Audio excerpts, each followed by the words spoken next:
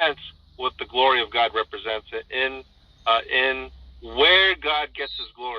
Yeah, John, I have a brief question. I'll be very quick. Trust me. Wait, do you think? Hold on a sec. Do you think that God should be praised for permitting the evil? Yes. Certainly. Then say what I said, because that's what I asked you to say, right? Say, praise be to God for allowing 19 children to be slain.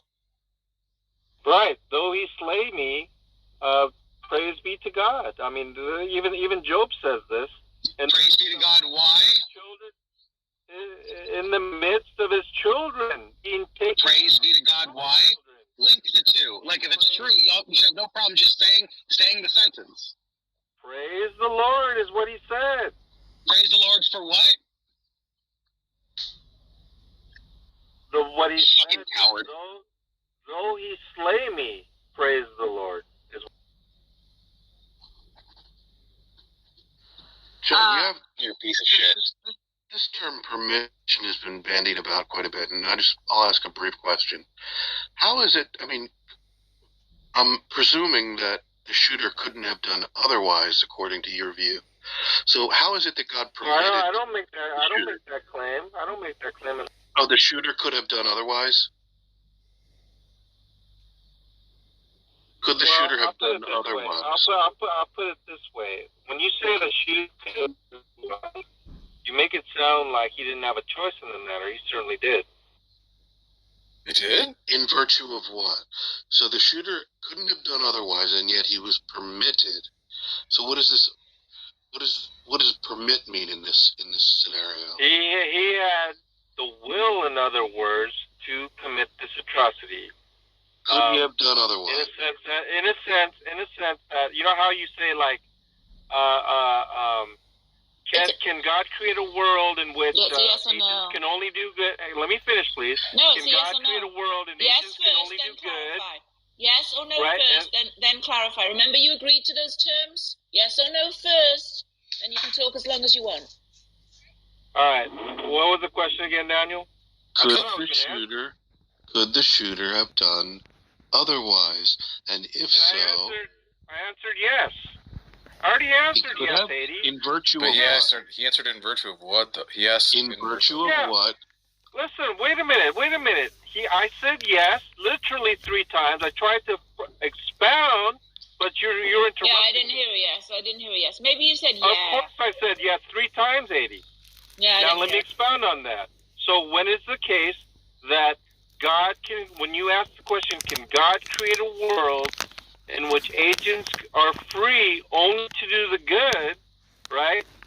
In a sense that they have the choice to do good by their free will, is no different than See robot in front of your house? Right? Yep. John, you're going to have to back up like 2 minutes. Yeah, John, you wrote. Glory to God. Also, in your paradigm, there is no libertarian free will, so you can't use that argument. So, can you answer the question? I'm not talking about libertarian free will. Libertarian free will. You're roboting. Yeah, I'm not talking about libertarian free will, Haiti. That's what I'm. Okay, so what's it in virtue of? I'm talking about the will of the creature. That's what I'm talking about. Some people might also call it free will. And so when Daniel said otherwise, it misrepresents in the choice that the individual made. It is not God's choice. It is the creature's choice. Yeah, but God decreed that it occur. It come to pass, right? No. Yeah, God decreed that not it occur, but that it come to pass. That the creature choose to do that. That's what it means. John, is it more egregious to sing the more glory to God? Is it more glorious that? Seth. Daniel's in the middle of something. I think. Can we just wait for your question after? Yeah, I'm trying to get to the bottom of this whole permissive will thing. I mean, presumably you're a Calvinist, and presumably creatures can't choose otherwise, right? No, listen. Oh my goodness, Daniel. How many times have I told you? So God decreed that it come to pass that this shooter do what the shooter has done. God did not decree that it come to pass, and you know you're misrepresenting right there. Did God decree that it come to pass that the shooter did what the shooter did? That's yes, and that would be yes. So that's correct. And you know that, Daniel. I don't know why you're playing games of ignorance. Okay. Pretending. So in virtue of what? So why could the shooter have done otherwise? Why in the world, knowing that, in the numerous discussions that we had, why would you deliberately word it? In this conversation, dumbass. What I'm In saying virtue is of that what? either Daniel is deliberately misrepresenting the wording, or that he is just simply ignorant of the numerous hours that we had discussed. In virtue of what could the creature have done otherwise? The shooter. In virtue of their free will? Their creaturely will, that's correct. And what does their creaturely will entail? Their creaturely will entails the choice of doing evil in the midst of other choices that are available. So the creature was free to choose evils, and this was one of the evils that they chose. That is correct.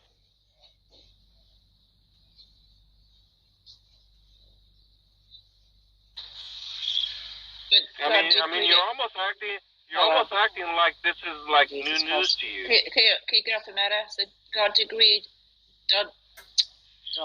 God decreed this would come to pass, right? That is also correct. And yet the shooter could have not done it, correct? So no, I don't exactly. Right. Oh, that's weird. That's weird, because you just said the shooter could have chosen other. Seems interesting, John. So in what sense is God permitting this as opposed to authoring it? In the sense that the shooter wants to kill, and God permitted it. It's not the case that God made the shooter want to kill, right?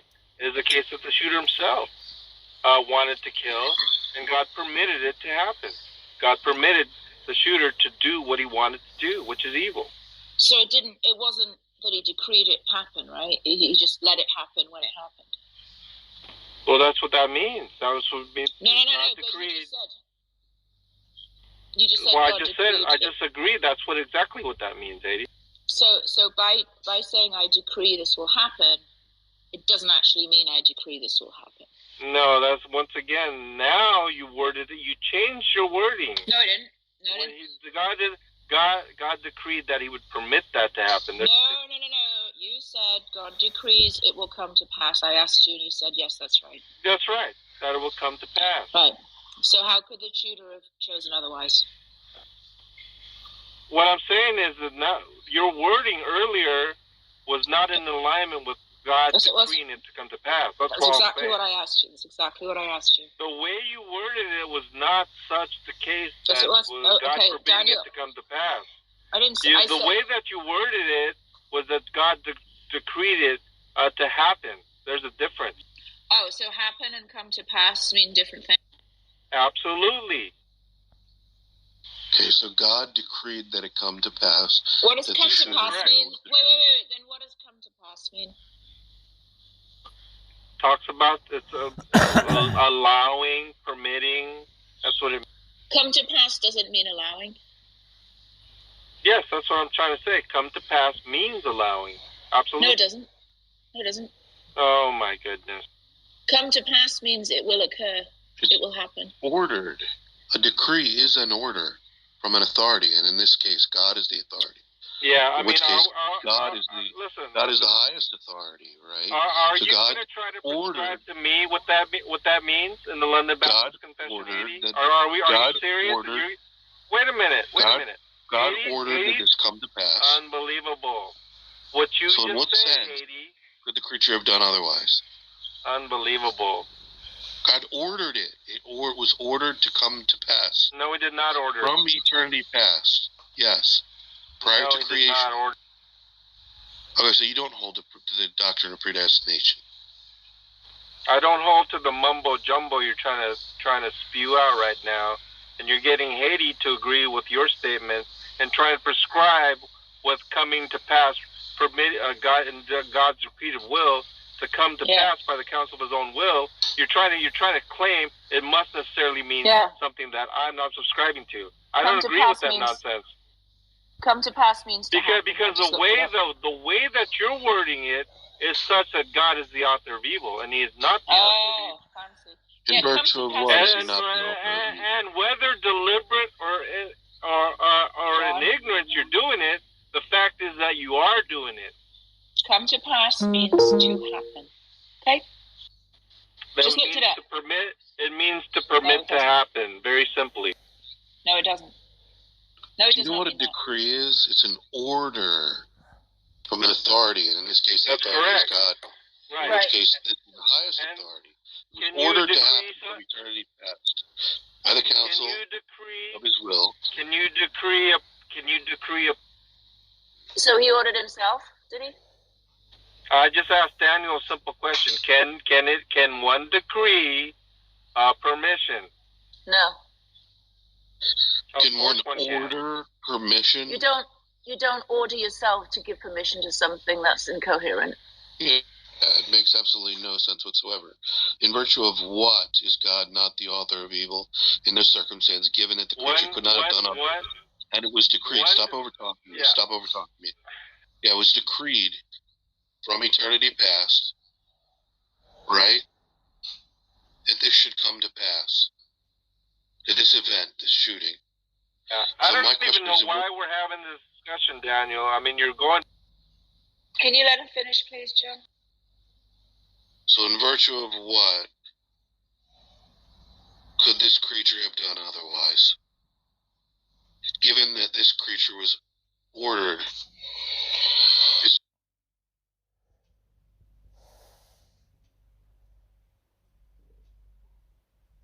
Oh dear, got kicked out.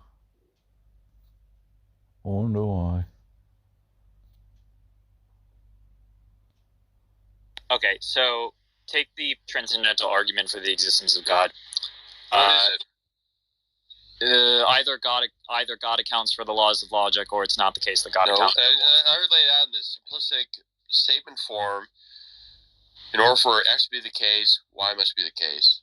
Since X is the case, Y must necessarily be the case because Y is a necessary precondition for X. Okay. There you go. Because clause, if someone says, well, I don't think Y is necessary precondition, I go, assume not Y. Assume the opposite of what you're trying to prove. You go, well, I can just name that, A.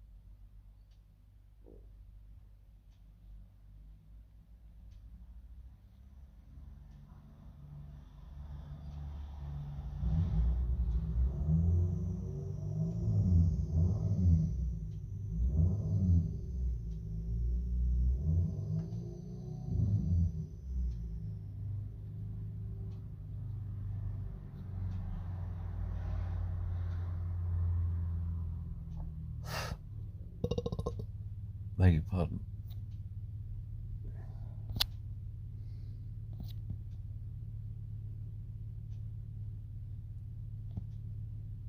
Power, right? That's what unification is within the scientific methodology, right? You're ascending tiers of fields that when you appeal to a field, you're saying that given the state of this field and a certain equation, it can account for the set of all possible distinctions that occur within it, and you're just ascending higher and higher into modes of simplicity but broader causal and explanatory power. You know, what I think the theist is doing is using the second type of explanatory notions, namely the nonlinear one, right, the unification one, where God or the divine would sit at the root or the top of this hierarchy of unification. But that just means it's a different type of explanatory inquiry, right? It doesn't necessarily mean it's less valid than the scientific type of explanatory inquiry where you are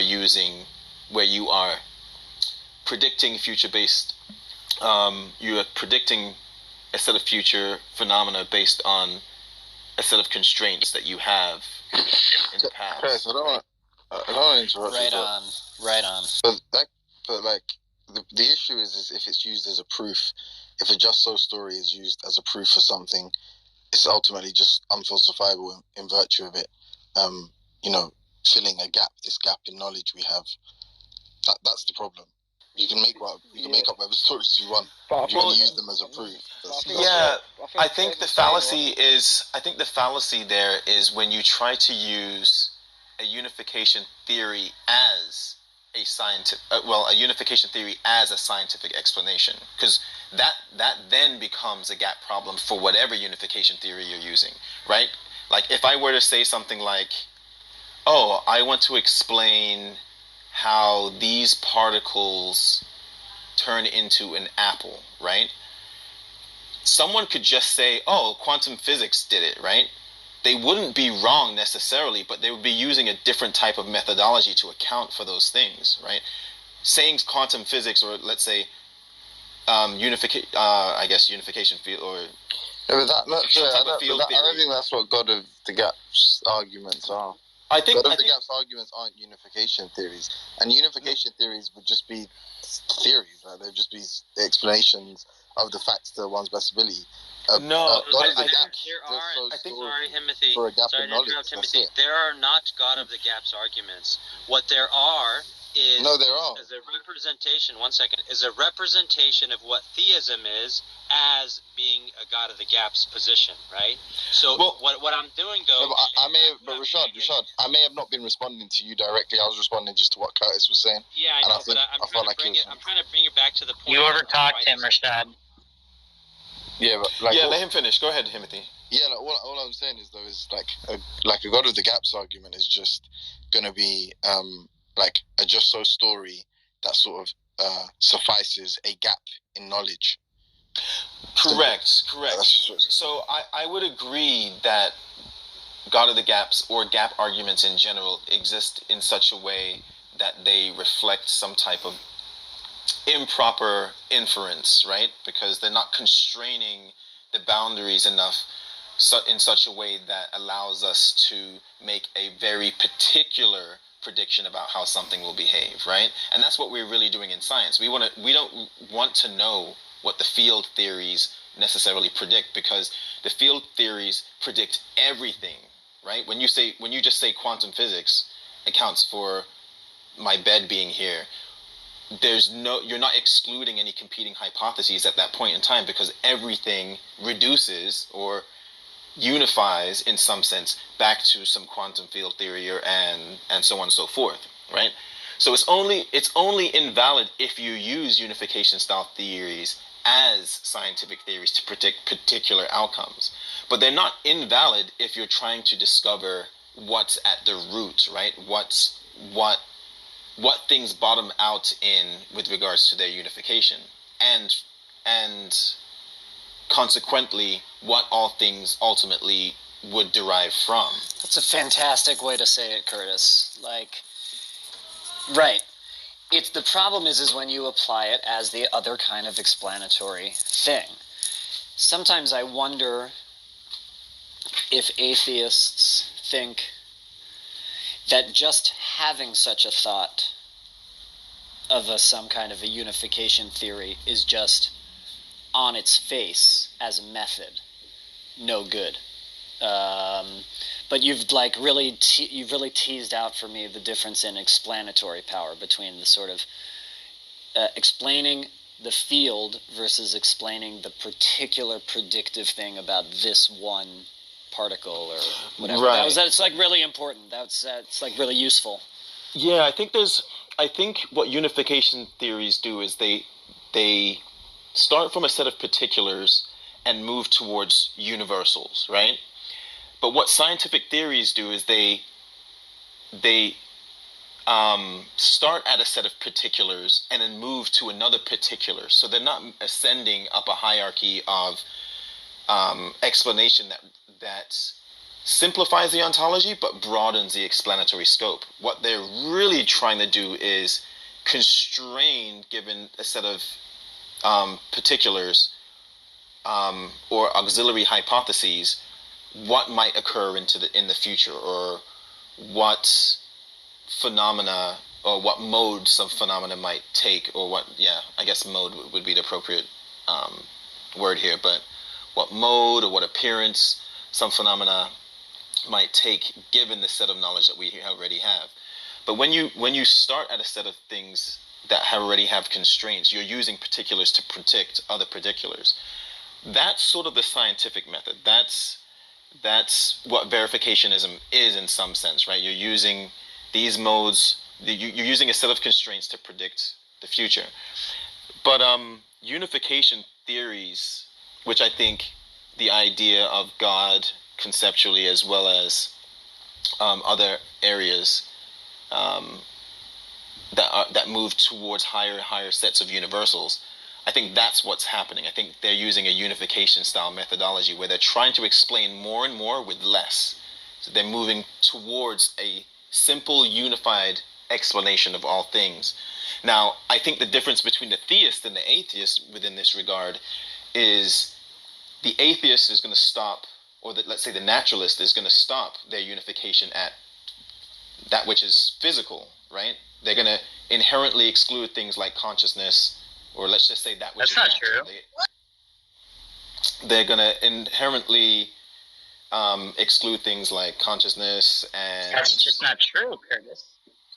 That is true. Let me finish what I'm saying. Russell, he qualified and said naturalist. He's not just talking about atheist. Oh, I'm sorry. Okay. I thought you said atheist. Yeah. No, I think I misspoke, but I appreciate that point out there. But yeah, the naturalist, I would say, is generally going to exclude anything that's is generally associated with consciousness and its powers as being some primitive aspect of a unification theory, right? So they'll probably stop at the behaviors and the phenomenal character of external phenomenal objects, whereas the theist is going to say, well, the world doesn't only consist of physical objects and, let's say, natural objects, but there are things like normative properties, and there are things like consciousness, and we have to figure out a way to unify that within our, let's say, unification theory, right? And in that sense, what the theist is somewhat doing is saying that, well, because a unification theory has to account for all things in the most simple way, these things have to ascend up a hierarchy and not exclude anything, but include anything, right? Because that's really what a unification theory is doing. Is it's saying we have to give an account for this, given reality is one at its root, let's just say.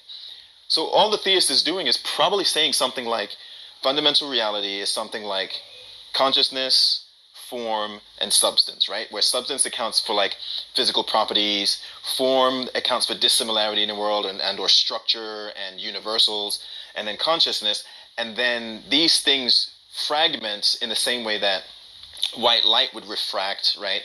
But then they're reassembled in bundles and in a variety of different bundles, such that we can have, or maybe partitions is a good word, such that we can have these things as individual instances of what is. Are you a mystic? Primitively more fundamental. Are you into mysticism, Curtis, in any way? Just curious. I am a bit. I mean, I've read a little on it.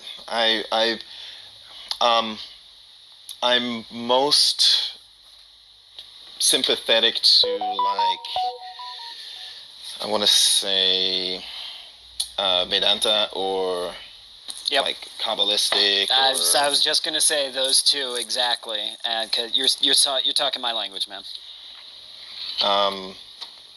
Yeah, or like Neoplatonism. Precisely. Precisely. See, I found See, there's more of us. See. Well, yeah, there are theists all over the place. We got a bunch of theists in here right now. Like Rashad's here.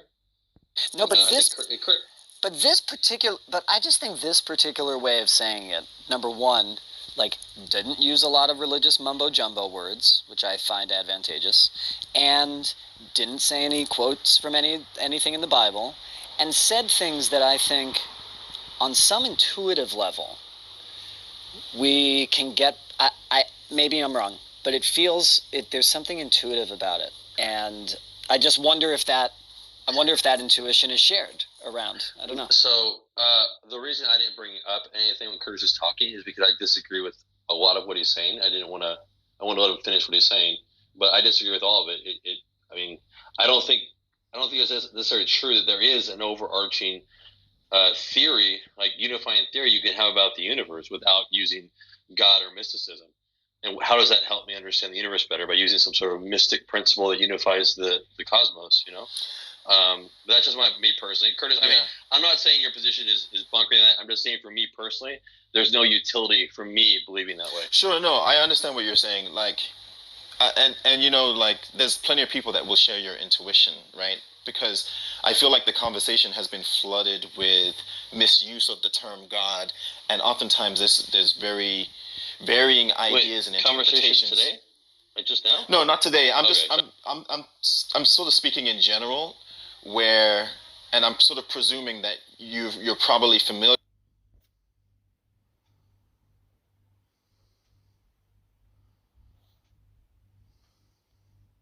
Heard that phrase before. Which one?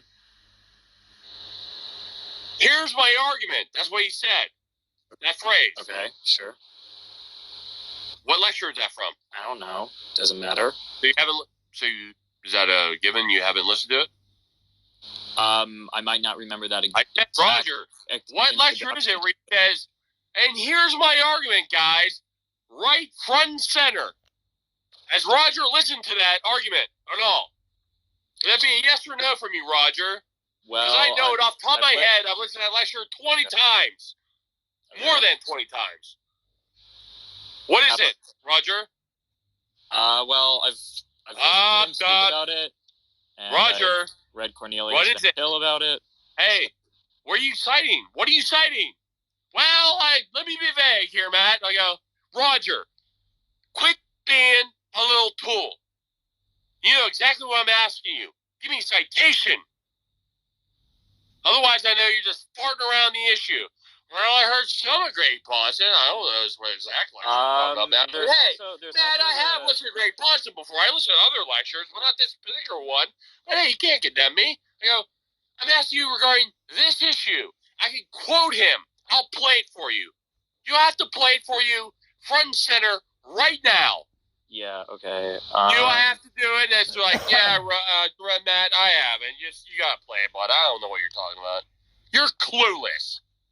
Quit being an adult, Roger. You're how old? I got to play this little dialectical dance with you going, well, I'll wait till I'm pinned on it by Matt. Then you do. Then you cop out on me. Okay, Matt, you brought it to my... I don't know what you're talking about. I said, I listened to Greg Bonson. Hey, there's some YouTube videos of him. There's not one that actually says the exact phrase you said. I go, there are particular lectures that actually say that, and one particular lecture in particular, which I'm asking you, have you listened to it? And you go, oh, I want to say flat out, I haven't, Matt. Just flat out say you haven't, Roger. For crying out loud. Quit being an adult. Wasting my freaking breath with you. You haven't. Okay? He says, look, anything, you're only at the worldviews. And he says, well, hold on, back up a truck here. I gotta lay this out for you guys. He laid it out to his students, says, hey, in the center here, we'll label it X. Okay? let's call X, any intelligible experience that neither side doubts. He needs to use the term indubitable. It just says, hey, just give me your given, huh, Mr. Unbeliever? What do you take for granted? You believe it's intelligible. That you don't get to squirm off of it and say, well, I wasn't really committed to it. It's something you're going to be held to and say, I'll put that in the center of the page. Christian goes, cool. That's intelligible. I don't doubt that either. Now, we both have an X in the center of the page between the two worldviews, and neither side doubts. You do not get to squibble off of it. Not some shaky ground here. It's like, you committed to it. You're going to be held to your word. You don't doubt that.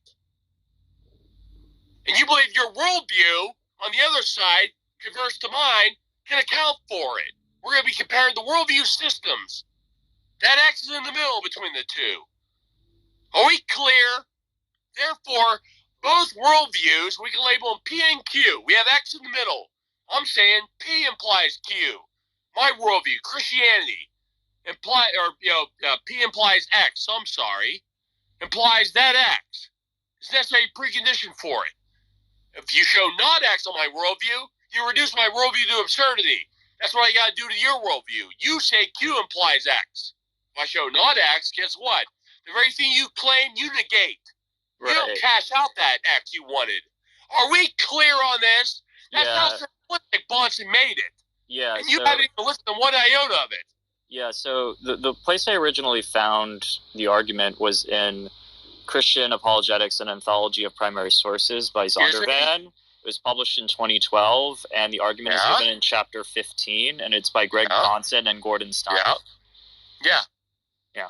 You lay it out in an ordinary form of just saying, in order for this to be the case, this must be the case. You can lay it out simplistically, so I can lay it out on a map format and go, look, I can illustrate this on paper.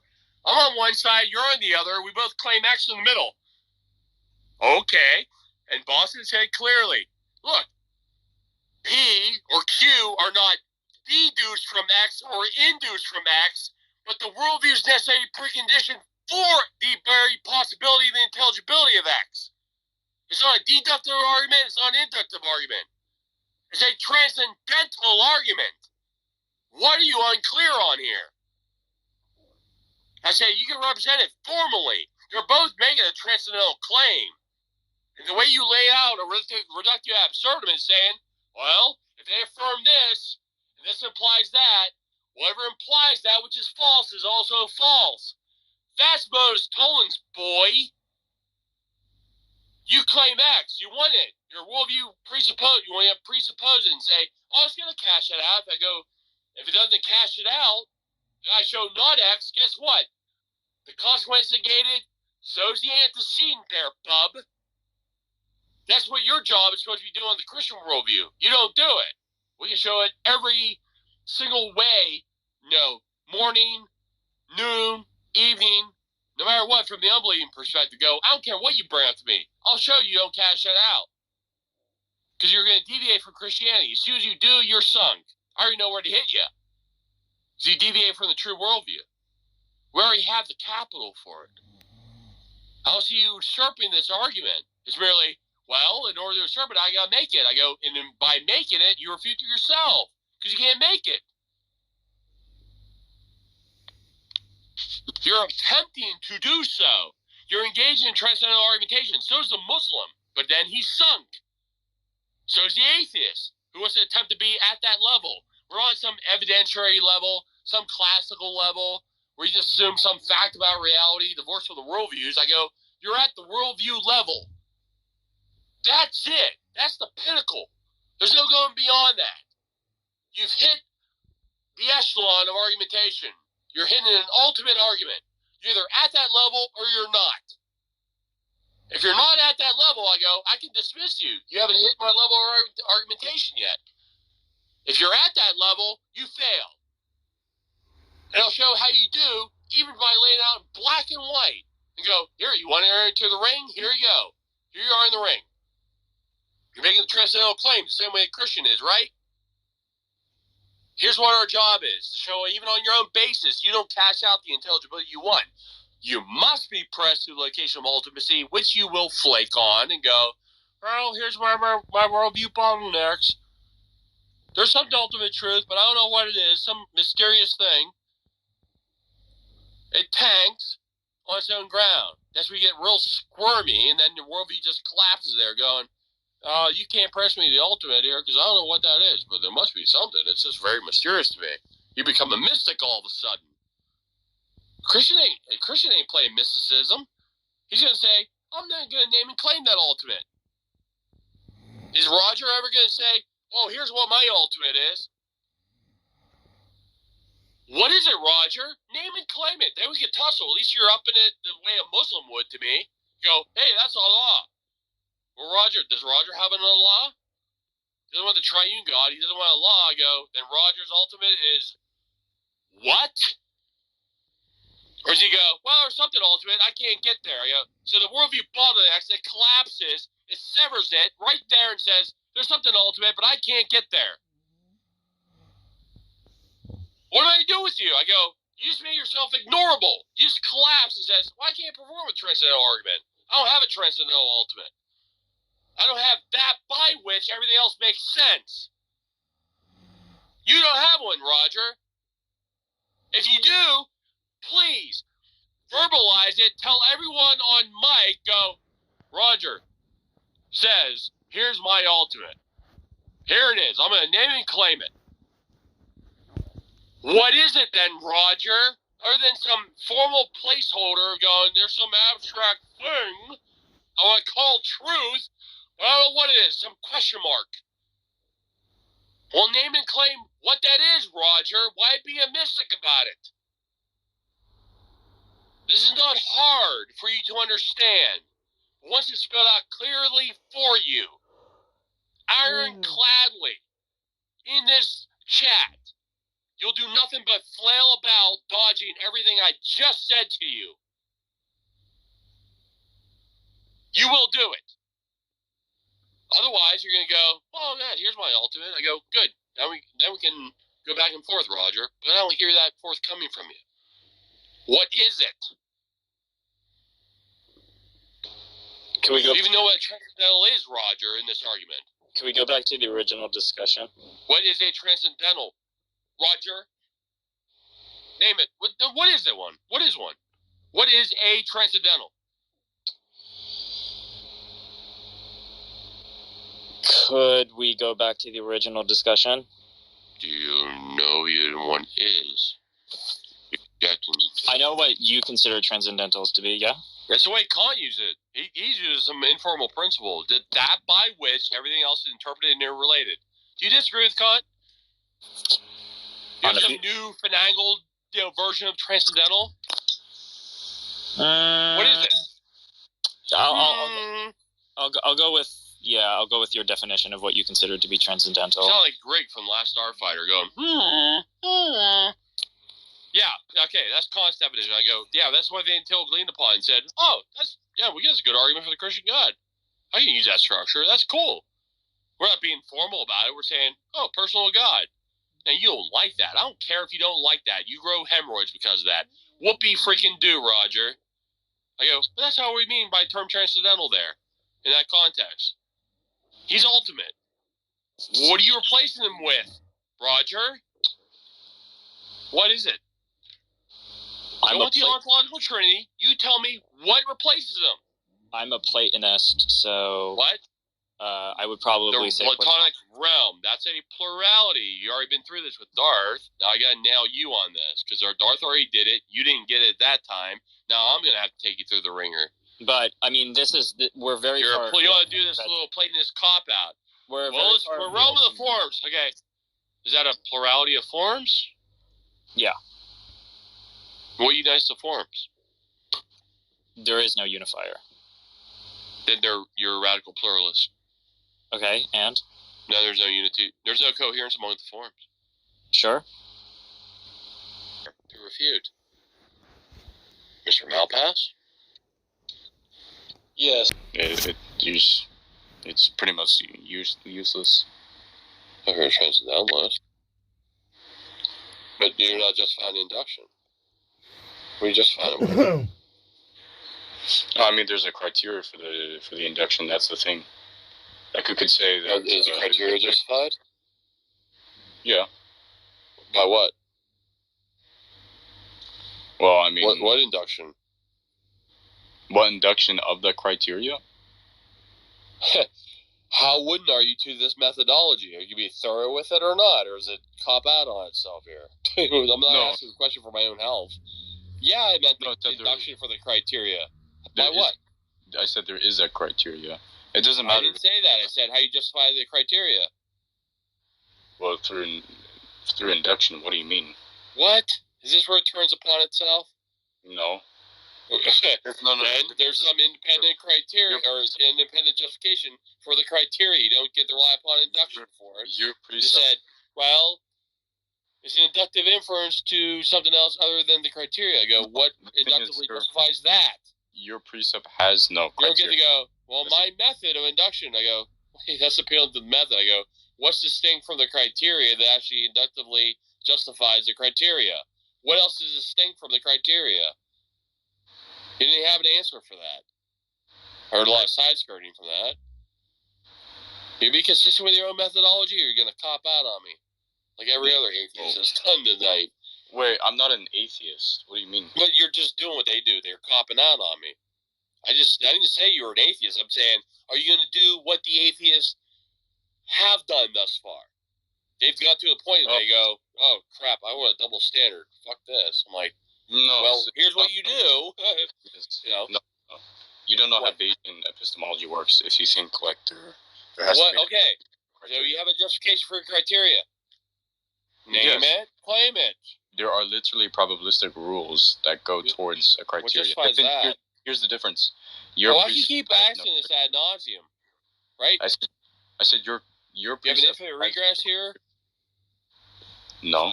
How long do we got to play this game? Can I just keep asking that question? Because as soon as you bring up something else, I go, how do you definitely prove that? And then you bring up something else, I go, how do you definitely prove that? Can I just keep asking you? Wait, what do you mean? Do you know, like, come on, man, you need to know. Focus. I can't be losing you here. Yeah, Tune that antenna and go, Matt just said, wait, can you just keep asking the same question? Yeah, so then bring up something else, you go, well, since you rely upon induction, I can just go, infinite regress here, chump? No, because... Why, where do you stop? Okay, you should realize that Bayesian epistemology is also empirical. What? Is realized by almost... No, he says inductive. Where you cop out at? But I'm talking about, whenever you talk about the criteria and how do you stop? Focus. Do you have any scintilla of going, here's my ultimate? I literally was answering you.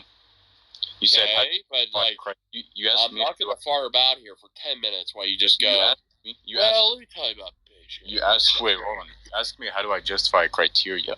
What's ultimate? Well, okay. What is ultimate in your view, epistemologically?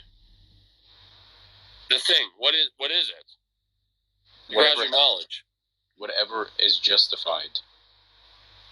Inductively. Sir. The whatever is justified. It's so ambiguous. Like, can you nail that down concretely for me? I missed it. I mean, so like if you make a... It's not just straight on ambiguity of just, vague, abstract terms and go, if they're so ambiguous and abstract, I should do it. Like, someone's not going to go, what? You any studious person to go, wait, that's just purely formal and abstract. You want to be concrete about this? You want to trade on ambiguity that we can be flaky? If I just throw this out there, I threw Matt a bone. He should just leave me alone now. I'm like, that doesn't get you out the hot seat. I'm just sitting there going, So you think it's what? You think it's ambiguous to say that whatever is disjunctively proven is that's like you're just appealing to that which is formal and abstract. Are you not? No. What did you just appeal to? There's not many. That was purely formal logic, not concrete. Just some formal abstract principles. That's all I have. Like, well, those aren't ultimate. They're not in of themselves. There's tons of problems when you tank to that position, epistemologically, because impersonal principles don't know anything. Were you not listening the previous 20 minutes before you came in the room? Before you came up to the mic? I already laid this out earlier. multiple atheists. You know, they go, "Oh, I just want some impersonal principle here." Like, impersonal principles don't know anything. You know themselves, and that's what you bought them out to. I'm like, that's what you tank. That's why I said, just tell me where you tank, please. Just tell me what bottom of the barrel you scraping at. I should just ask that question. You go, hey, that's just an abstract formal principle, man. It's not concrete. It doesn't know anything, but hey, I like to use it as some knowledge claim. That's cute. What are your thoughts on Islam? Are you a Muslim? Yeah.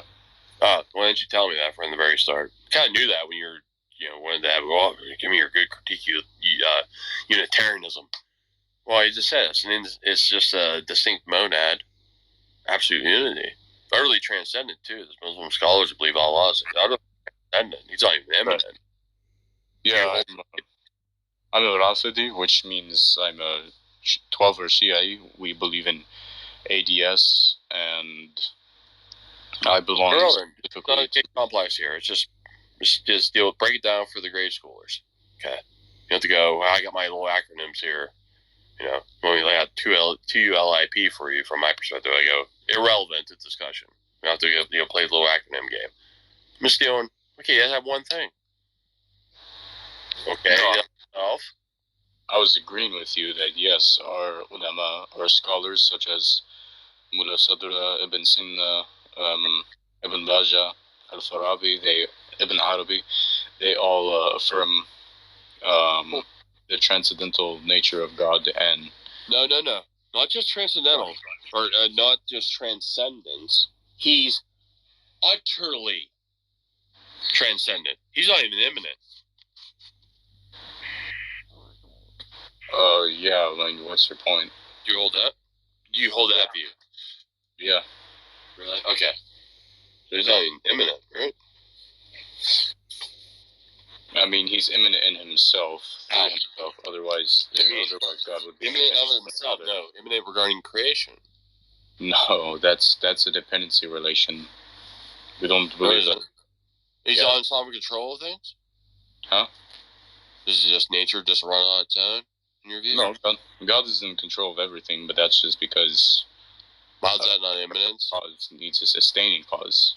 And whatever has a sustaining cause is transcendent. Hold on, you just said, okay, he sustains creation. I go, is that not immanence or not? I said it's how's it not?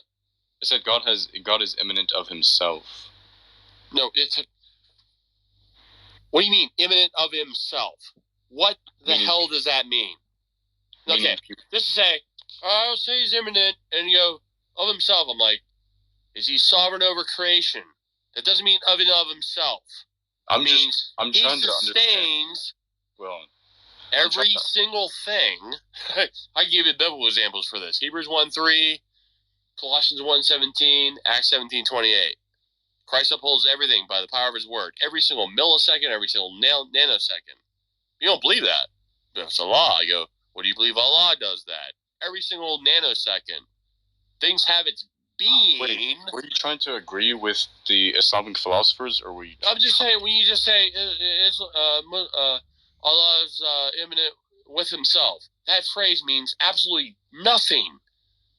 Immanent with himself. Squeeze me? Immanent with himself. I'm just saying, if he created the world, does he sustain the world? Well, so we were talking about... Does the world have its being because Allah sustains it? Is this clear or not? Transcendental nature of God. I'm not dealing with... And you're misusing the term transcendental. Okay. There's a difference between the term transcendence and the term transcendental. They do not mean the same thing. Transcendence means going outside the bounds of human experience. Wait, were you... He usurps time, space, and matter, encompasses all those. That's different than a transcendental, necessary prerequisite, or that by which everything else is interpreted and related. You can have a transcendent, transcendental. You can, but it's not. Don't conflate the terms. When I'm dealing with you talked about everyone has a different opinion on what's moral, and whoever can impose their will on the next, that is what is moral. And then, so when you talk about what is right or wrong, again, right could be what what they're doing in the Middle East, where they're demanding these virgins be handed over, whether they want to or not. And if the fathers disagree, they get killed. In that culture, currently they have the bigger stick, and they're saying that it's fine. Do you disagree with that? On yes. your own terms? Yes, with my moral terms? Yes, with my moral compass, I'm against that, like the mess stuff that they're doing. Yes, so you have an opinion. Yeah, I'm subjectively against that. And if I live there, So if I live there, even though I don't have like the biggest stick, I will still superimpose my preferences onto someone else. That would I tend to do. The contradiction on your worldview, on your terms, sir, what you put forth, is that you defined what is right or wrong as someone having the bigger stick. They impose their will. No, I never said that. I never said. You keep including things I never said. Recording this. No. I never said that. Who defines what's right is that which is like the biggest stick. I said the dominant. See the dominant. So listen. Take note. Take like a pen and paper, dude. So essentially hold on. Wait. So hold on. Yes, hold on. So what you have is like there's different potential scenarios. So what you could have is like there's no particular one that's like dominant, or there is a particular thing that's dominant. It's like true dichotomy. Either there's like going to be like a dominant perspective, or there's not going to be a dominant perspective.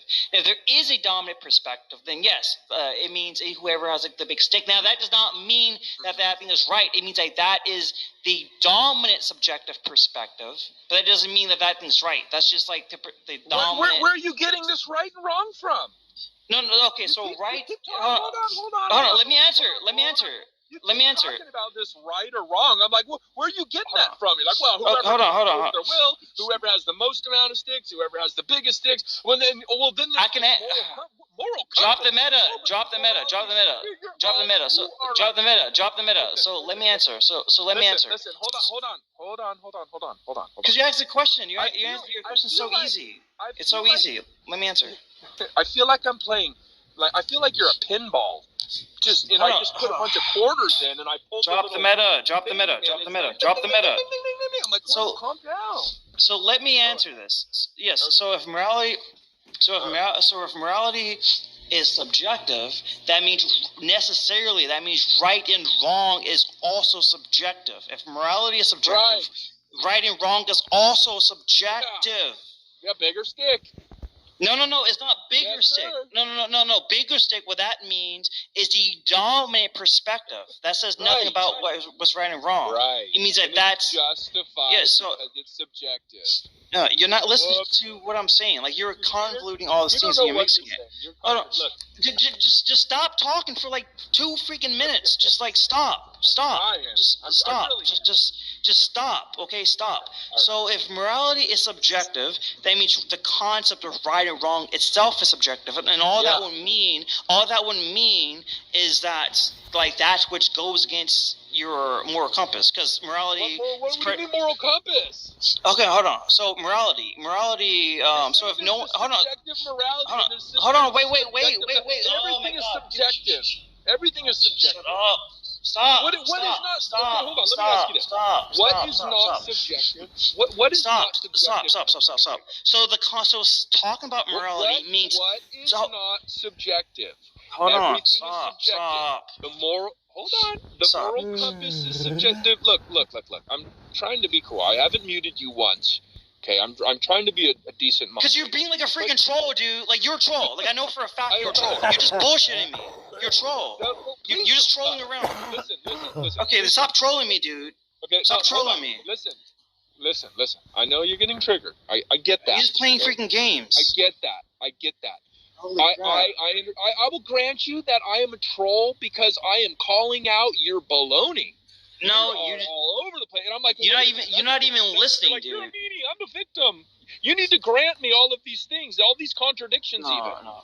You're like, well, there's the subjective standard, and there's the subjective opinions, and whoever has the biggest stick, and then there's subjective moral compass. You're not even listening, dude. But certain things are wrong. You're okay. It's really bad. Last and final warning. Drop the meta. Last and final warning. Well, I don't. That's what you've done, sir. What is not subjective? Is the moral compass subjective? Is the moral compass subjective? Can I get my word out? Can I get like a word in? So hold on. Yeah. So morality. So if people do not have a moral compass at all, the concept of morality goes out the window. So when people talk about morality, you necessitate a moral compass. Like, before I move on, do you understand that you need that? When we talk about morality, did you just poof into the ether? Like, where did that come from? No, hold on. I'm trying to make sure that stuff up, dude. No. So if we cannot talk about morality being objective or subjective, if there's you can. No moral compass. Yes, objective morality can exist even if we don't have a moral compass.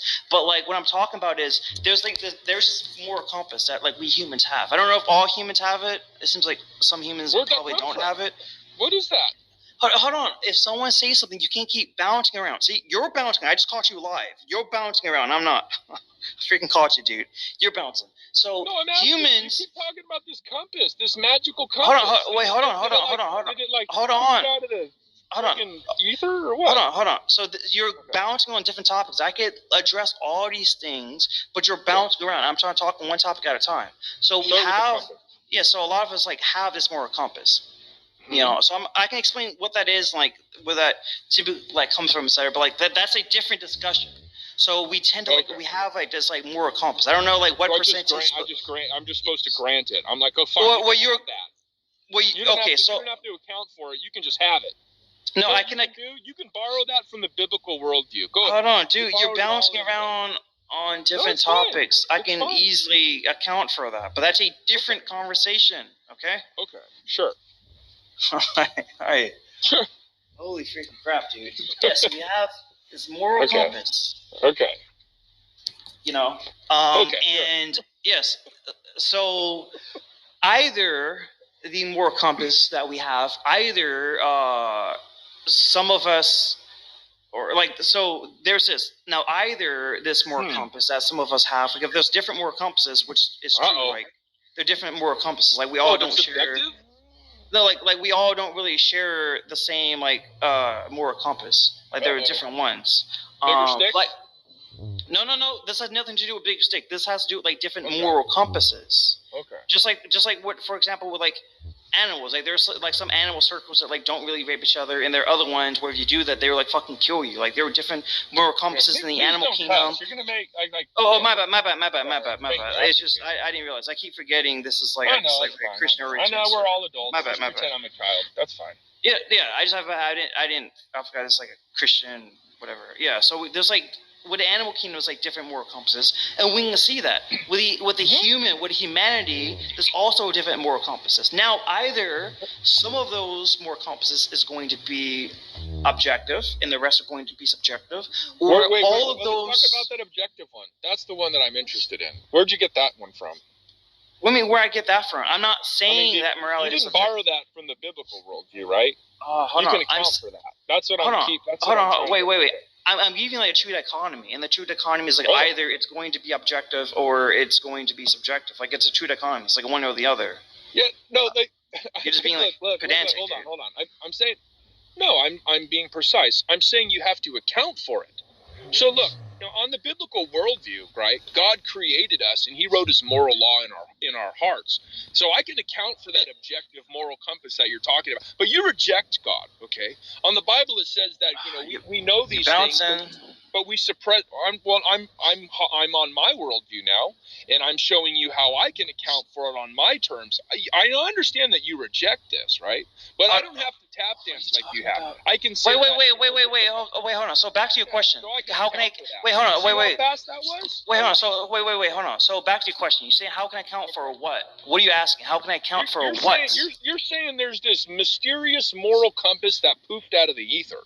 I'm like, well, no, on my worldview, that's God writing His moral law in your heart, but you suppress that truth when you're with your unrighteousness. Okay, that's how I account for it. You see that in one sentence, I can spit it out. Boom, moral compass, objectively defined, objectively revealed through the revelation of God, through Scripture. But you reject that. That's fine, and that's why you're tap dancing. You're saying, well, there's these some animals in the animal kingdom, and I'm going, wait a minute, where did you get that distinction between the humans and animals? Aren't we all animals? And what if I want to be the tiger and rip the gazelle in half and eat half of it and just leave the rest? Or maybe I'm too lazy. I just want to steal it from the hyenas. Is that wrong? Maybe that's how I'm defining morality. I want to define it as a vicious way. Is that wrong? So let me respond to this. Wait, hold on. So let me respond. So we said, like, how do I account for it? Like, if it's like subjective or like the existence of morality, you're asking, like, how do I account for the existence of morality? Is that like what you're asking me?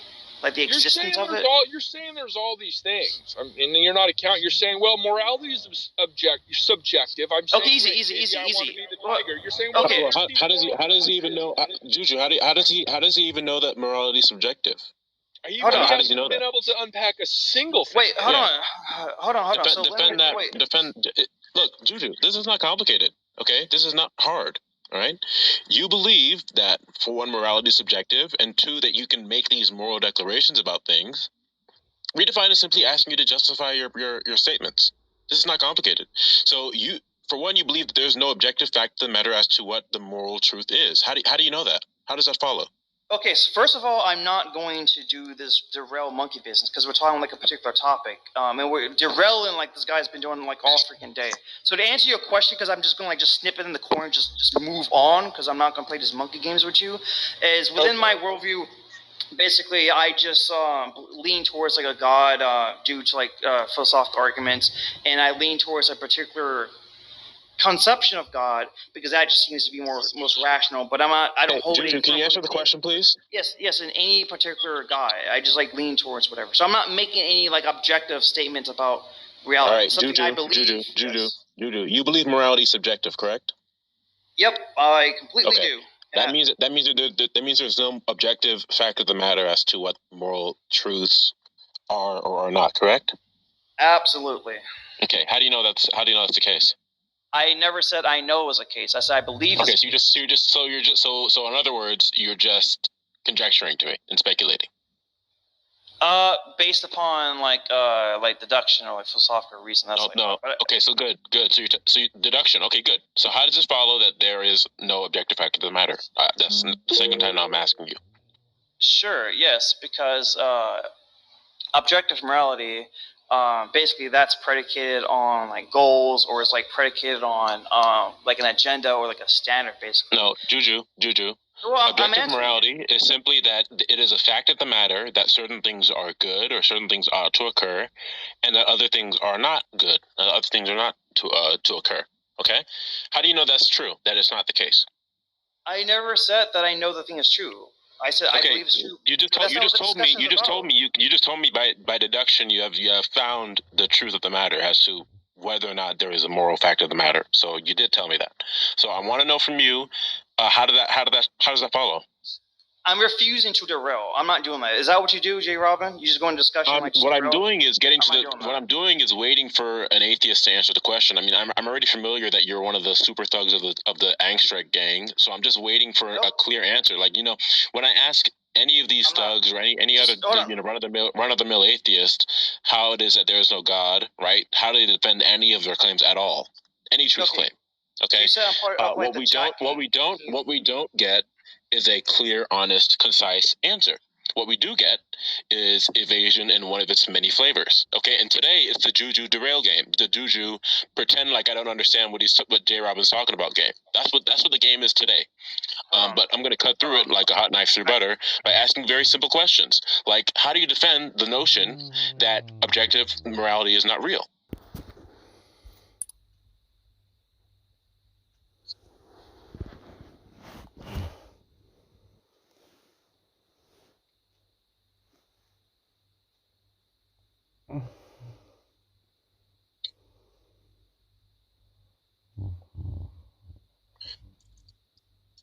Well, the room is open.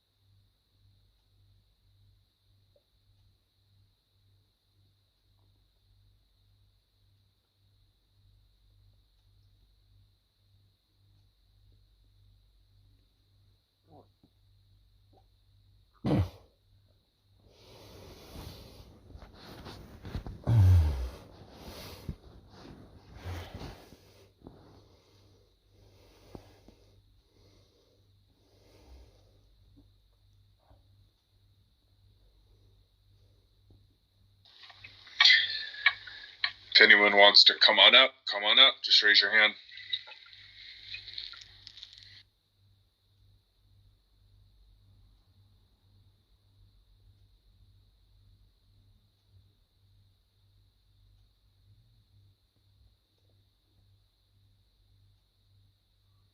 We had a Catholic in here yesterday that was arguing, well, two things. They're kind of like meshed together, but he was arguing about baptism being necessary for salvation, and also like along that same train, like the whole sacraments being necessary for salvation.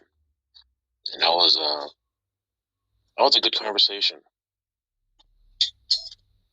So we don't talk as much about that. We mostly talk to atheists, but that's something I've talked to a lot of people about, both on and offline. Where it's just like, no, the Bible's very clear.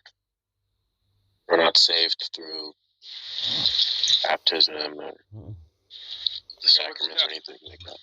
Wasn't that on? I think that was Wednesday morning. Was it Wednesday or Thursday? Was it yesterday? I think I heard most of that. That was good. That was a good conversation.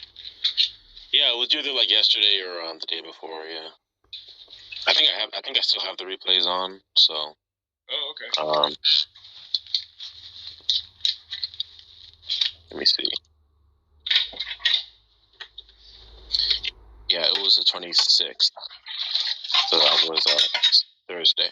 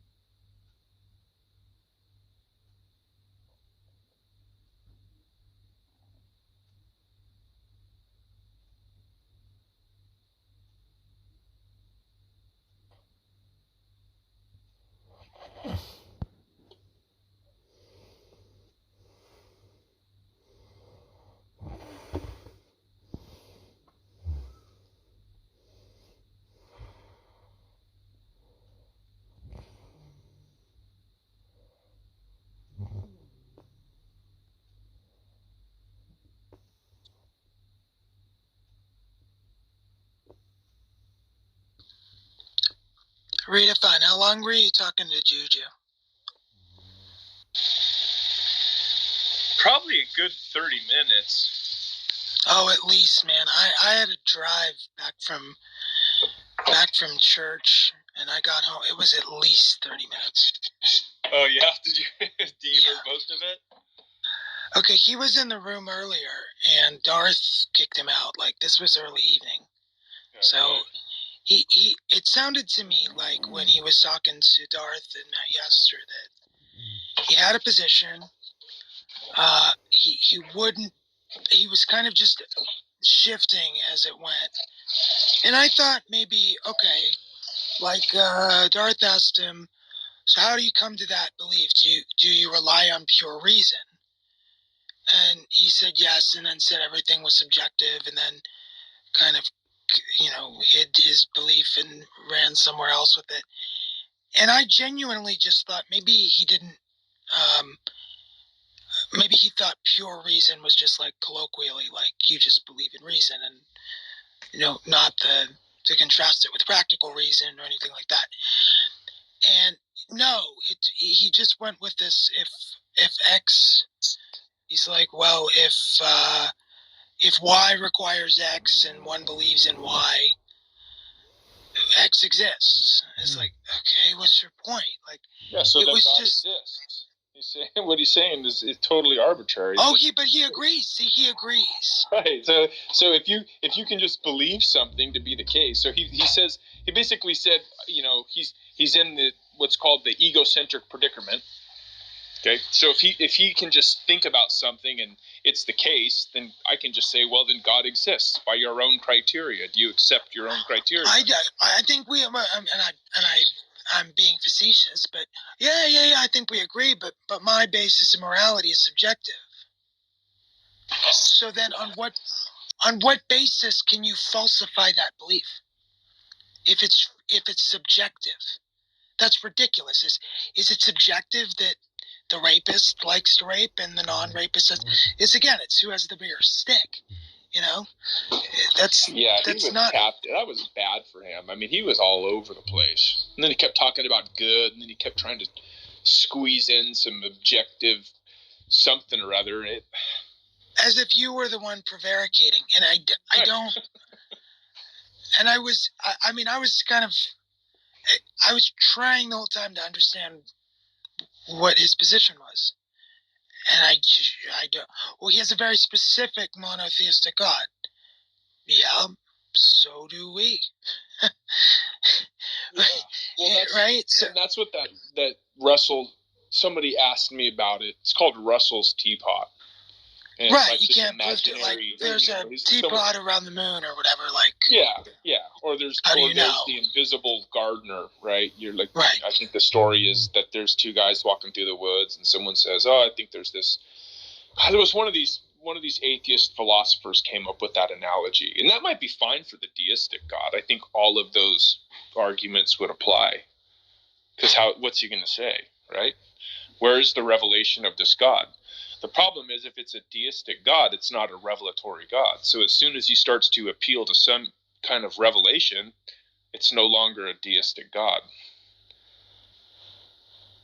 The whole thing just falls apart.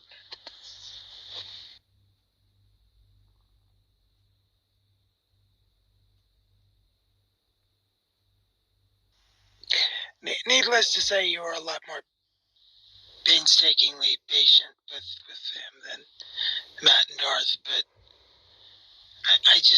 I don't know. I just wish people could give concise answers. Because if you've genuinely thought about this, right? Like, because the same thing happens if you go into an atheist's room, right? You start to give an answer, and they start to dodge by asking. What is my reference there? Sir, can you invoke the actuality and intelligibility of a singular fact without explicit or implicit context? Well, what's an implicit context if I say that there's a rock? An implicit context? An implicit context would be certain presuppositions or belief states that are there but left unstated for the brevity of invoking the fact. Okay, such as physics and chemistry. Okay? Now, so can you invoke any singular fact from your model of reality where the fact that can be instantiated is actual and intelligible without any explicit or implicit context whatsoever? I would say yes, because I can just say that there's a rock if there's a rock. You're not okay. So is the rock eternal? No, it's physical. Is the rock unconditionally non-dependent and non-derivative? Physically? Is the rock unconditionally non-dependent and non-derivative? I don't know. Okay, so now you have no explanation as to what or why the rock is. The rock is now, listen carefully, since you don't know what or why. So in other words, you don't have any belief states that a rock is composed of various minerals and chemical substances? No, I do, because that's evidence. Oh, okay, so then you do have a context for your fact then. Well, if you're saying that the chemical compound of the rock is that, then sure, yeah. So is it then therefore physics and chemistry that provides for the instantiation of the rock? No, it's just the fact that it exists. You're not understanding. If chemistry and physics did not exist, could there be a rock? Yes, because chemistry and physics are just explanations. Oh, sir, no. That is patently false. Say that to a scientist and they'll laugh in your face. So hold on. If I go to a scientist and I tell them that a rock would exist even if we didn't know physics. Listen to me. If there are no electrons, could you have a rock? No. Okay, so electrons are a part of the world of physics and chemistry, are they not? Hold on. I thought you meant the study of physics, not the actual physical things. Sir, listen to me. Can you have a fact that has no contextual referent whatsoever? I guess no. If I say that the rock exists, it is made out of physical things. And unless, listen carefully, you cannot invoke the actuality intelligibility of a putative fact without an explicit or implicit context, unless the fact in question is to be representative as being unconditionally non-dependent and non-derivative. Okay? Why? I'm not understanding your question of why. What do you mean why? I mean, you're saying that I can't say. If I'm with my worldview, can I say that a rock exists? I'm understanding your question now. Okay. Either a fact, whatever it may be, it will either be unconditionally non-derivative, independent, and absolute and self-contained within itself, or not. So A or not A. I have presented you with a true dichotomy. So, for example, worldview, God is reckoned to be a fact that within himself he is self-contained and has no extrinsic context for his actuality. Okay? Last time we talked, you said that Last time we talked, you said that the existence of God is not a fact. I don't know what you're referring to. I didn't say that.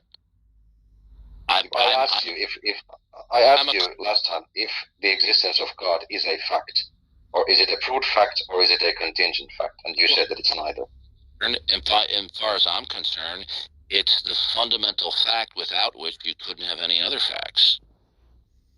Okay, can I say that reality existing is the one fact that doesn't? Okay. Proved fact. Okay, so reality either refers that a particular state of affairs exists as a subset, such as the reality is the Eiffel Tower stands in Paris, or when you say reality exists, reality refers to the set of all real things. Yes. Either way, reality is everything that is.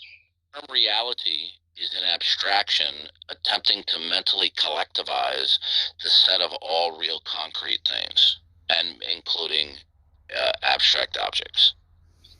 Sure. Okay.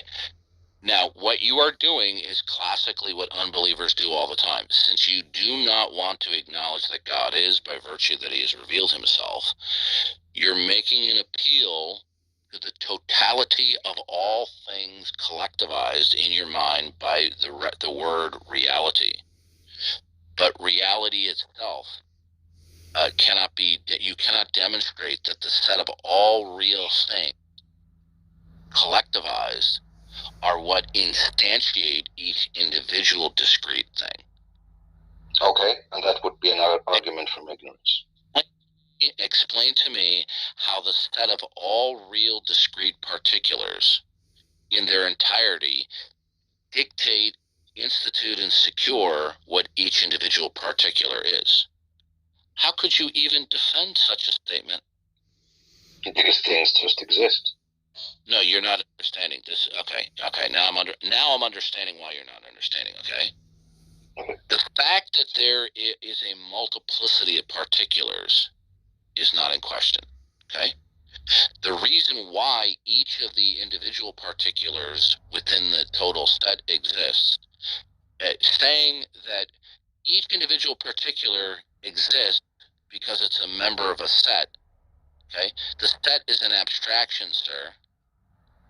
Okay, when I say that the set is an abstraction, I'm not saying that each of the individual members collectivized in your mind is fiction, but it is an abstraction to unify all of the particulars. Now, I'm holding in my hand right now a ballpoint pen. Okay? We could say that this is a collection of particulars into a discrete state of affairs, right? But it could be a single electron for all we matter. It doesn't matter. So how is it that an electron all the way across the visible universe that we will never come into contact with, right? How does that dictate in part that my ballpoint pen is pointing vertically toward the ceiling? No, it doesn't. Okay, so when you say reality, right, you are jumping on an answer that is not coherent upon examination.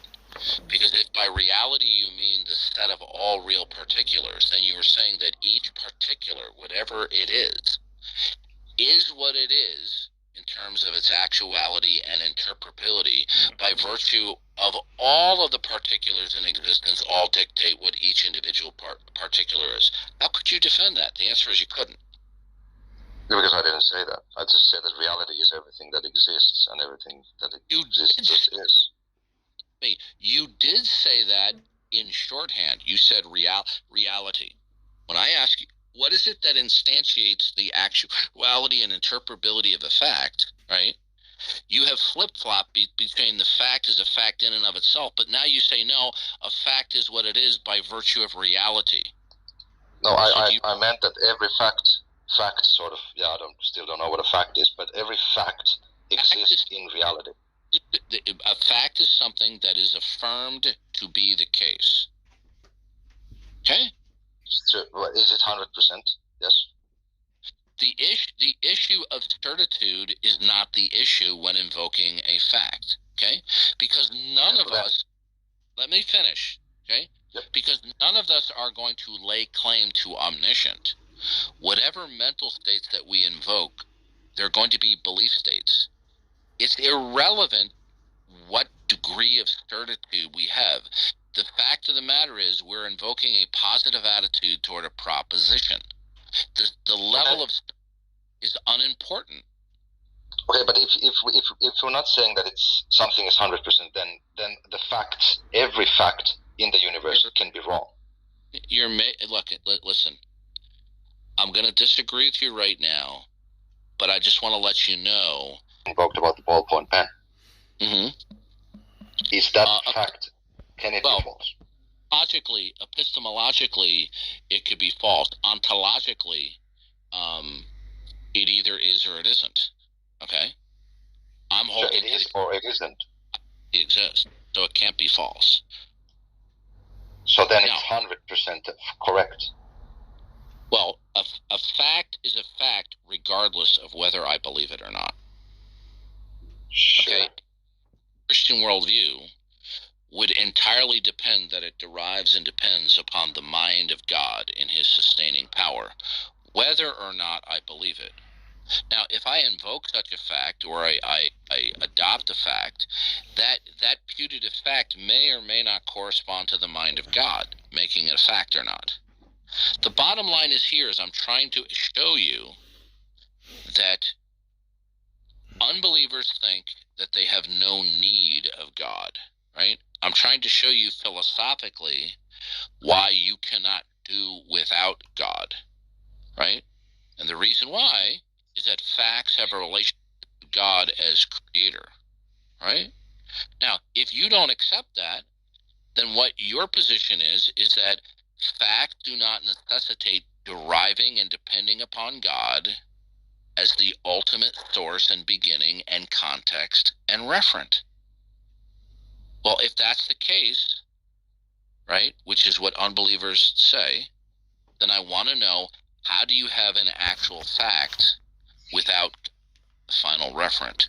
What would be the final referent or context that makes any fact a fact? Unless, of course, you're claiming that the fact in question is eternal, absolute, and self-contained, which you are not doing. But I think what you said earlier was that you can invoke a fact, but it doesn't make any difference whether the fact actually is a fact or not. So I can invoke facts from my non-God. There's a difference between the invocation of a fact and whether the proposition itself is true. The point is this: if I say there's a rock on the side of the road, we're both assuming, for the sake of argument, that the proposition is. Now the question is, how is it true? We're not questioning it, but we're just saying what makes it true. All right. Well, I would say I don't know, and as you said, you don't. You said good. That you. Yeah. So now we're making progress. Okay. So what you're saying is that you can invoke the actuality, intelligibility, interpretability of facts without a final contextual explanation. Is that what your position is? Well, you said earlier that whether I say something is a fact or not, it doesn't make a difference whether it's actually a fact. Is that your position? So I don't know if it's you or me, but someone's cutting out, and I don't hear everything you say. We're not discussing. We're not. The issue is we're not debating whether or not it's a fact. We're just giving out a fact. It doesn't matter what it is. We agree. The Eiffel Tower stands in Paris. Do you agree with that? Sure. Yeah. Okay. Now, we could have another discussion as to whether that putative fact is true or not. But right now, we're not having that discussion. Now, the question is this. A given fact, the rock on the side of the road, the Eiffel Tower standing in Paris, right? Now, either the Eiffel Tower is unconditionally non-dependent, non-derivative, absolute, and self-contained within itself, and it requires no external context or referent, right? So its actuality and interpretability reside completely and entirely within itself, without anything independently of it or extrinsic to it to account for its actuality or its intelligibility. But you see, you want to believe that there are facts out there that you are not willing to claim are absolute within themselves, but then you want to say they're facts without ultimate and final context. So is it your position that you can instantiate facts without a final context? Yeah, I've never gone to a final context. If I say that the Eiffel Tower exists, it's just based on my observing that it exists. Can you instantiate any fact as a fact without it having an explicit or implicit final context? Yeah, I would say yes, because I can just show you a picture of Eiffel Tower. Can you give me such a fact that you can instantiate as actual and interpretable without a final context? What fact would that be? The Eiffel Tower exists. Oh, okay. So is the Eiffel Tower eternal? No, it was built. There's evidence for it being built. Oh, okay. So the Eiffel Tower exists. So is the Eiffel Tower existing? Since it's not eternal, it began to exist, right? Sure, the building, the material didn't, but the building did. The Eiffel Tower, as a fact, is it composed of parts? Yes, physical parts. Right. And do those parts also require the context of physics and chemistry? Well, they exist. I mean, if that is physics. Laws of nature. Do the laws of nature provide for or instantiate the actuality of the Eiffel Tower? No, it just exists. The Eiffel Tower exists apart from physics? No, it exists. No, sir, The laws listen. of physics. The laws of physics are just descriptions of what happens in nature. And the Eiffel Tower, does it exist because it subsists of molecules and atoms? But no, it exists because it was built. Okay, you're not focusing, okay? Is the Eiffel Tower composed of molecules? Yes. Okay. The Eiffel Tower in its current form was simply reformulated by humans. So the context why it persists is because of physics, chemistry, and human activity. Okay? So we have molecules, then we have human activity, reformulating metals, and a la the Eiffel Tower. Now, if all life on Earth dropped dead tomorrow, you and I would surely agree that the Eiffel Tower would hang around for a few minutes. Okay? Sure. Hypothetically, right? But you see, the human reformulation of the metal is still a chronological explanation for why it exists, but it is not a contemporary explanation for why it currently exists. So there is both a chronological and a contemporary explanation for why something is. Do you understand that? What would be the contemporary explanation for the Eiffel Tower? That the Eiffel Tower is composed of a specific arrangement of protons, neutrons. Okay, sure, yeah. Okay, so we have a multi-contextual explanation for the Eiffel Tower, both chronologically and contemporarily. Okay. Sure. Yeah. So you can attempt to say, well, the humans that made it, they're no longer here. They're not needed. Okay, fine. They are needed to explain the chronology of the Eiffel Tower. Sure, so that the causal. They're not explain the contemporary existence of the Eiffel Tower, because you could just simply explain the Eiffel Tower in terms of its molecular constituents. But you see, either way, you're dealing with a chronological or a contemporary context as to why something is. Sure. So facts are going, unless you're going to invoke a fact as being eternal and self-contained, then in order for it to be a fact, there's going to need to be explicit and implicit context or a referent as to for why it exists, both chronologically and contemporarily.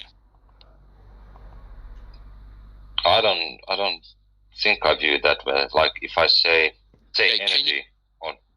You have a fact right now contemporarily where the fact is not deemed to be self-contained, but it exists without context. Well, then explain to me how that fact can exist. Construe that incorrectly to be a statement of eternality. It is not. When we say matter and energy cannot be created or destroyed, what we're saying is there is no man-made process or natural process that we know of by which matter and energy will be brought into existence or taken out of existence, because matter and energy remains constant in our uniform experience. So the first law of thermodynamics is not a stipulation of the eternality of matter and energy. It is simply a stipulation that matter and energy are enduring. It doesn't entail its eternalness. Do you understand the difference between... Okay, one more thing. Do you understand the difference between something being eternal versus something is enduring? Oh, what's the difference? If something cannot be created nor destroyed, and it's constant. Something can be enduring without being eternal, but something that's eternal will be enduring. Eternality entails enduringness, but enduringness does not necessarily entail eternality. So if the first law doesn't say that energy is constant. No, the first law is that matter and energy are enduring, but they change form. Saying that something is enduring, it means it persists. Okay? Saying something persists does not mean that it's eternal. Okay, well then you don't have universal law. I'm persisting right now, am I not? Sure. Right. But there's is there a natural law that says that the amount of you cannot decrease or increase? Right. I can be deconstructed, but the first law is saying that matter and energy, as far as we know, that there is no natural process or man-made process by which matter and energy can be destructed, although it changes form. That is not a stipulation of the eternality of matter and energy. Well, if it says that there's a conservation of energy or matter, then if you can, like, if the amount can still vary because it's not infinite, then it's not a law. That it's not a conservation. Let me ask you this question. Okay. Sure. You know what induction is? Yep. Okay. Is the first law of thermodynamics arrived at by induction? Yes. Okay. And induction is the product of our uniform experience? Sure. How can we appeal to our uniform experience to instantiate the eternality of something when we don't have an eternal uniform experience? You see, that doesn't follow. Yeah, that's a good question. Okay, so induction cannot establish the eternality of matter and energy, unless, of course, you're God. Well, then how do you know that it's conserved? How do you know that it's a law? Oh, because science operates through induction, but induction is problematic. Okay. Well, then surely you have to say that you don't know if you accept the first law or the second law or the third law or the 0th law. I accept the first law for several reasons. First and foremost, because I hold that the final referent is God, and that God has instantiated a creation that He is good. It's where He instantiated to endure, although it can and will change form. Okay? Now, we can also appeal to inductive reasoning, but induction is problematic because all you have to do is have one observation in the future and your inductive reasoning goes in the toilet. The bottom line here is this, because we're getting away from the issue. You want to believe that you can invoke a fact without explicit or implicit or final reference. That is simply false. Because then what you're going to have is you're going to say Z exists because of Y exists because of X, okay? X exists because of W, okay? Right? Or excuse me, WVX, okay. VW, okay. It's late, I'm tired of getting my... All good. Right? Okay. So what you're going to say is Z contextually exists finally because of A. But why does A exist? And you say, I don't know. So that means that the whole sequential arrangement, the causal connections and relations, are brute facts. Okay? A brute fact is something that is said to exist without external or internal reference. It just is. Okay? That the fact in question is not eternal and self-contained within himself, but the fact itself is not attributed to some other final reference or metaphysical context. So then you have a brute fact. Okay? So for you, now, one more thing. Either we have brute facts that they exist without final explanation, or the facts in question have God as their final reference and context, that they're created. So there's only two kinds of facts. There's created facts and there's brute facts. There's not a third kind of facts. Okay? Now, do you agree with that? That there's brute facts and facts that are not brute facts.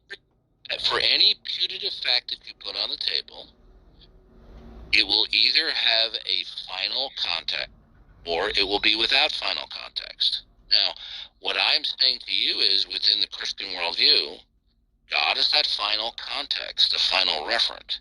Now, therefore, the fact would be a created fact. Whether it's the Eiffel Tower or the rock on the side of the road, both are facts that ultimately have their creation in the mind of God. Now, if you say, no, I don't accept that, but then your position, you're not going to invoke what it is that it is ultimate, that is the final context or referent as to why any fact exists, right? Then what you have are brute facts. So something is either a created fact or it's a brute fact. There's not a third alternative, okay? Now, but this is the point where I last time asked you which one God is. The fact that God exists. Is it a brute fact or is it a contingent fact?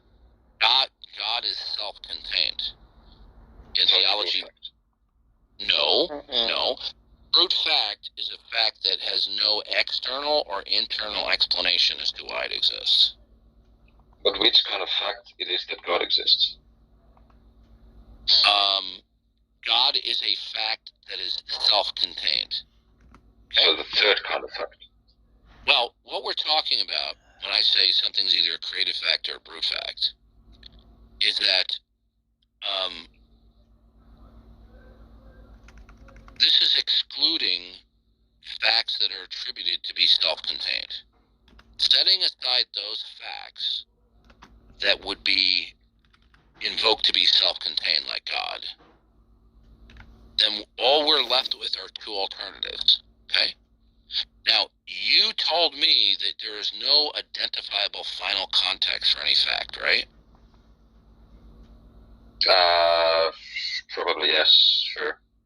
Okay, so that leaves us with a true dichotomy. There is an alternative. If you're going to posit something other that facts in general, okay? Well, see, when I'm talking about facts in general, I'm talking about all facts that are within the not God category, right? Now, I'm not going to sit there and say that in every sentence. So facts in general that we invoke that are not within the class of all God, then the facts themselves are either going to be created facts or they're going to be brute facts. Now, you can choose to dispute that and say, no, there's a third alternative, and here is what is the ultimate from which all facts derive from, and it's not God, and here's what it is. But you've already abandoned that.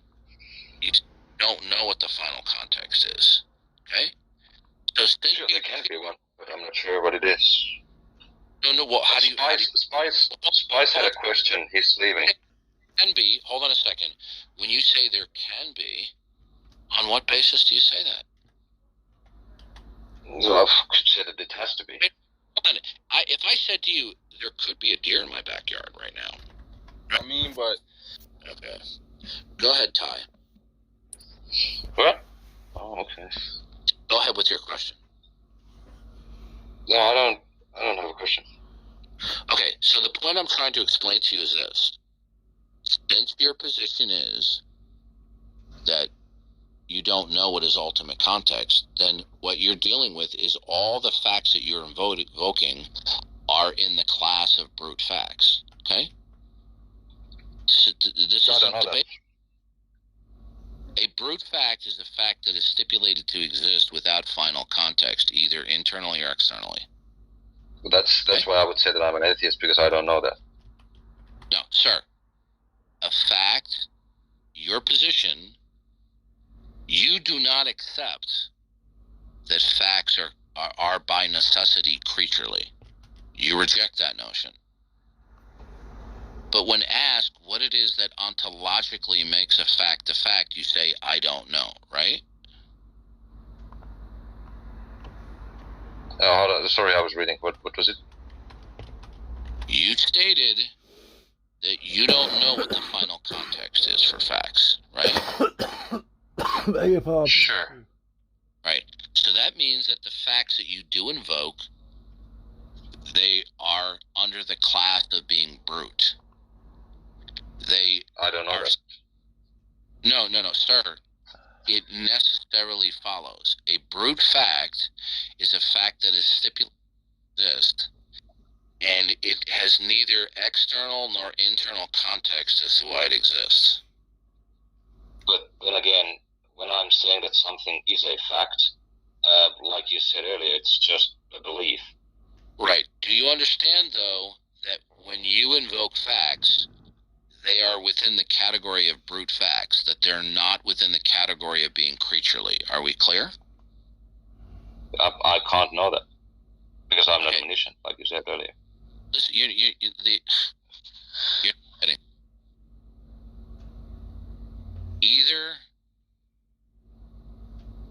either the piece of paper on the counter is entirely white or not.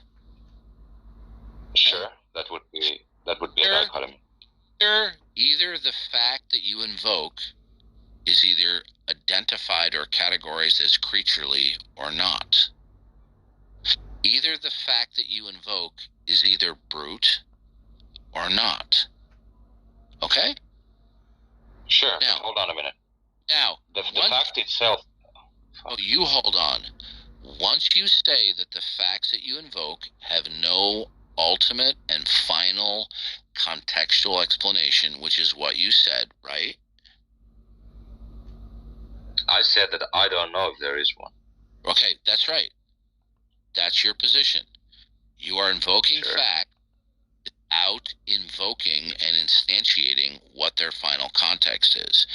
That definitionally is a brute fact. But hold on a minute. Look, you said earlier that if my patience is running out now, okay? It's definitionally... I can't ask a clearing question. Goodbye. All right, here we go. We're gone. Okay, we're done. Okay. Yeah, I don't know how you can make it more simpler. I could try to make it more simpler, but just focus on that. And bickering were, how shall I put this, in a he did it in a much more cordial fashion where he's simply prolonging it, where most of these unbelievers make it very obvious. Okay. Yeah. I was making a point that is uncontroversial. If you invoke facts and you say the facts are real, they exist, but they have no identifiable or defensible final ontological context, that by definition is a brute fact. Yeah, and adding to what you said, Dart, you could tell that you could tell them how do you know what you know? So let's say the grass is blue. The point is this: he's arguing and quibbling with me on basic categories. This is uncontroversial. Okay. The point I'm trying to make is, if the facts in general, and of course we're excluding God from when we're talking about facts temporarily, okay? The facts in question, since they will not be attributed to God as creaturely, then there's only one other domain or realm that they can be categorized in, and that is brute facts. Unless the individual is going to tell us ultimately from whence the fact derives and depends. But once somebody admits, I don't have an identifiable, defensible, ultimate context, right, for the facts that I invoke, then by definition they're invoking brute facts. Okay? It's uncontroversial. There's no point in disputing this. Now comes the fun part. Once they reject the creatureliness of facts, because they reject God, and they recognize that they're invoking brute facts, they have no facts at all. And the reason why is they're uninterpretable. It doesn't matter that somebody comes along and says, Well, you know what this means to me is, okay? Oh God.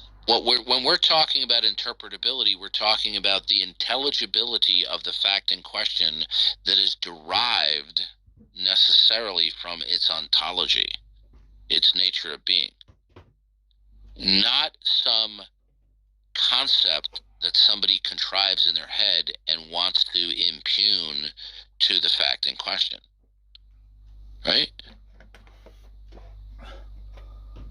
So the point is this: when they think that they can do without God, they're extremely foolish, not because they lack intelligence or education, like we saw with that guy with the master's degree. Is they are completely foolish because this is what happens when you reject the self-disclosure of God, of himself through creation and human history, because now you're left in a world which is simply an array of brute facts. And therefore, brute facts are mute facts. They are fundamentally and finally uninterpretable. There's no final foundational contextual rhyme or reason why anything is what it is or why it happens. And you'll notice earlier on in the discussion he wanted to invoke reality, but then after I explained to him why that was not coherent, he backed away from it.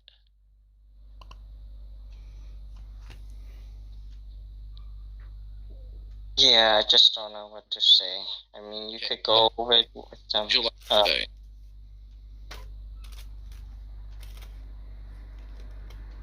Unmute your microphone, Juju. Hey, what's up? Go ahead, sir. Yeah, so something I don't understand is that given the scenario where if Yahweh exists, if that situation is true, then all would need to be done is for him to just alter the laws of physics where we still have free will, but the laws of physics don't allow like particular like atrocities from being able to be carried out. So considering that that's something he could do, I'm just curious from a biblical perspective, like why Yahweh doesn't What do makes anything an atrocity? that. Something like atrocious in nature, such as like infringing on one's well-being when they're like unprovoked, things that the Bible doesn't like rape, murder, and torture. Yeah. I'm gonna cut to the chase. Are you really going to channel Sam Harris? No, not Sam Harris. I'm not talking about he's. Say well-being. Okay.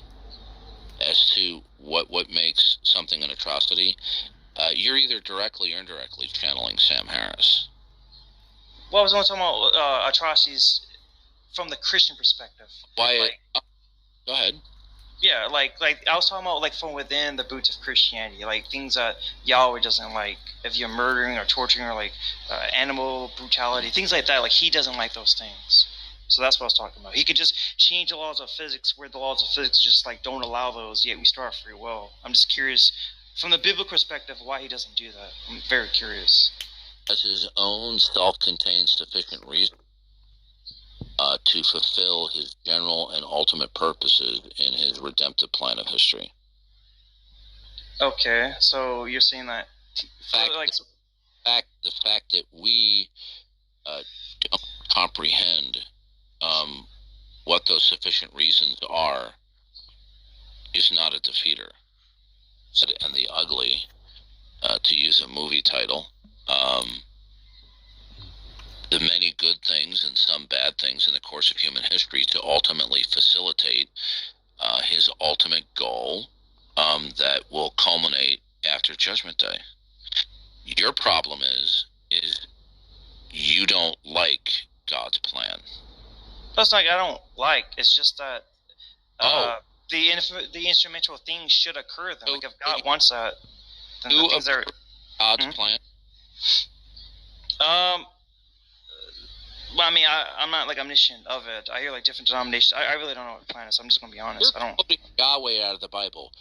Do you approve or not approve of the general plan of creation and course of human history in God's redemptive plan? Do you approve of that? The generic nebulous one. People are being saved. So Sir? I don't. Yeah, I don't have a problem with that. Content. Well, it changes among different denominations, but the general, I don't have a problem with that. Like, generally, like the Okay. If you dodge one more time, I'm kicking you. Okay, sure. I dealt with you today where you were persistently dodging. Wow. No, I wasn't here. I didn't talk to you earlier. That was somebody else. No, you were here earlier today. No, I wasn't talking to you. I didn't talk to you at all.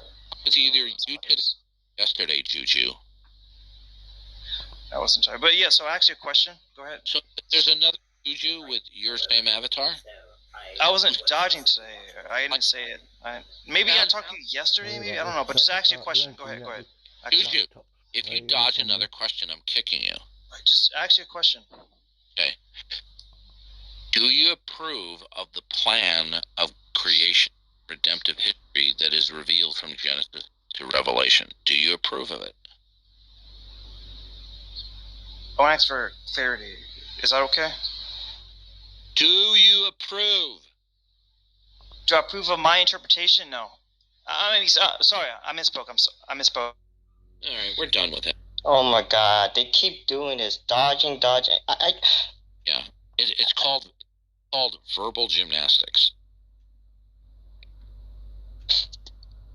It's an easy, because, okay, like, let's play devil. Or slack, but I dealt with him earlier. Yeah, he was in here.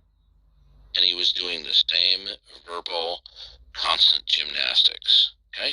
Yeah. And he's doing, okay? Yeah. Anyway. Can I say one more thing, Darth? Yeah, sure. It's like, before I came to Christ, if you asked me, I would just say yes or no. It's just simple. I just don't get why they just play this mental gymnastics, make it so complicated. I just don't. I will again. Okay. Why? Okay. And unbelievers are going to cringe. They're going to laugh. They're going to snark. Why they do all these antics? It's because they have a prime directive. That's a Star Trek metaphor. Okay? Their prime directive is to preserve and protect at all costs their would-be autonomy of reason. That their mind and their being is autonomous in the sense that their mind doesn't derive and depend upon the mind, the purpose, and the plan of God. And so because they know that God exists, but they want to preserve and protect their autonomy of reason, that prime directive acts like a mental magnet whereby it collects cliches, platitudes, and sloganeerings. And sometimes that sloganeering can even be presented in a quite a sophisticated way. But upon analysis, it's still sloganeering, right? As to why there's no need to invoke or reference God. But these all fail upon examination. So they, when they're faced with a Christian apologist, and I'm not just referring to myself, who understands their claptrap, their verbal claptrap, and they're asked very precise questions, their position starts to become unraveled and unglued, so they have to resort to more verbal gymnastics and evasion and dodging. Okay? Mm-hmm. Yeah, I think the approach is like, if their position is not foolishness, that they don't have a reason to believe in God, then what reason do they have to believe in anything? Because if they start saying, well, I have a reason to believe the Eiffel Tower stands in Paris because, gee, I was on a plane and I went to the Eiffel Tower and I saw it. Okay, so now you're telling me that you have rational grounds to believe things because of certain events, your memory, your cognition, history, physics. Okay? Now, what's the context of that? And you see, once we start to examine the scenario by which they feel that they're in no need of God when they invoke facts, we find out that their scenario devolves into a whole array of brute facts. Because the only alternative is to say that these facts derive and they contemporarily depend either upon God, and hence they're creaturely, or they will tell us what is fundamental that institutes every instance of what is, can be, and cannot be. Exactly. If not God, what is? Right. And it is only a rare unbeliever who will tell us specifically and clearly in a non-incoherent, convoluted way as to what is fundamental and ultimate that's not God, that instantiates every instance of what is, can be, and cannot be. But usually what they'll do is they'll just say, well, just matter and energy. Okay, and where'd you get that from? Did you get it by deduction? Did you get it by induction? And they know that either way it's fallacious. Okay? Yeah, the incoherency of it, because they're trying to explain everything if they want to say science or. But they are. When we tell them what is it that institutes and secures every instance of what is, can be, and cannot be, rather than acknowledge God as their creator, that he has revealed himself in creation, but they don't want to acknowledge him, they don't know how to answer the question. But they don't want to admit that. So what they will do is they'll say something like existence, reality, which these are non-answers. Exactly, that's what they usually do. Because you. I said, why is an electron what it is in a given time index and in a time-space coordinate, right? And somebody says, well, it's reality that does that. So explain to me why an electron all the way across the visible universe institutes in whole or in part, and in their case it would be in part, as to what an electron is in my hometown. Okay? Explain that to me. Exactly. To say that reality institutes it, either what they're saying is all discrete particulars, whatever they are, within the totality of particulars that they call the universe or the cosmos or reality, dictate what each discrete particular is. So all of the discrete particulars collectively dictate and instantiate what each individual particular is, which that's ludicrous. How could you know that? How could you defend that? They can't, because their worldview is incoherent. No, they can't. What would be the rational justification or evidentiary support for such a universal declaration?